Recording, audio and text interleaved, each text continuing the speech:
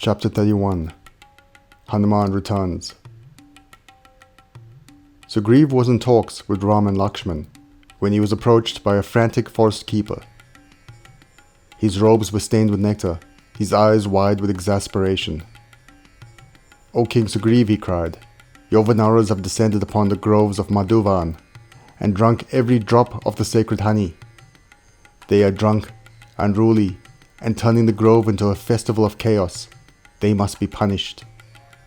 But instead of fury, a smile spread across Sugriv's face.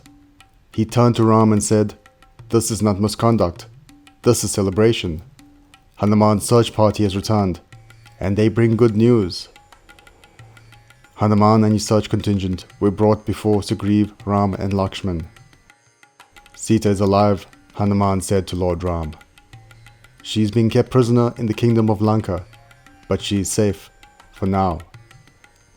Hanuman handed Ram the ornament Sita had given him, and related an incident only known between Sita and Ram. "The princess has asked that you cross the ocean to rescue her, and bring an end to the tyranny of the Demon King." Ram, overcome by emotion, hugged Hanuman and thanked him dearly. Hanuman turned to Lakshmana. "The last time Sita saw you, she spoke words in anger. She hopes that you forgive her and that you support Ram in his mission." Lakshmana nodded his head in agreement.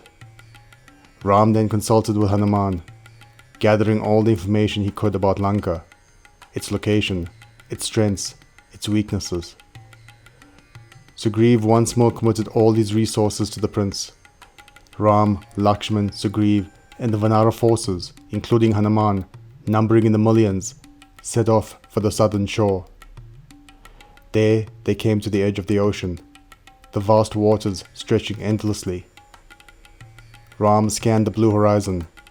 For 3 days he fasted and meditated before the restless sea.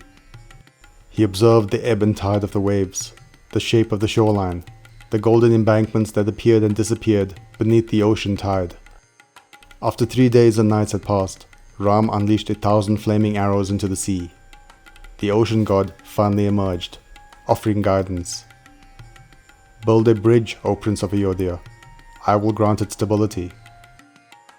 As plans were drawn and the engineer Nal began calculating the logistics of the bridge, a powerful hooded figure approached the camp.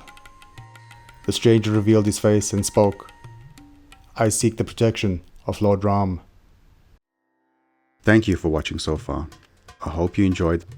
If you did, please hit the like button. If you're new here, please subscribe. This will ensure that more people can find this resource.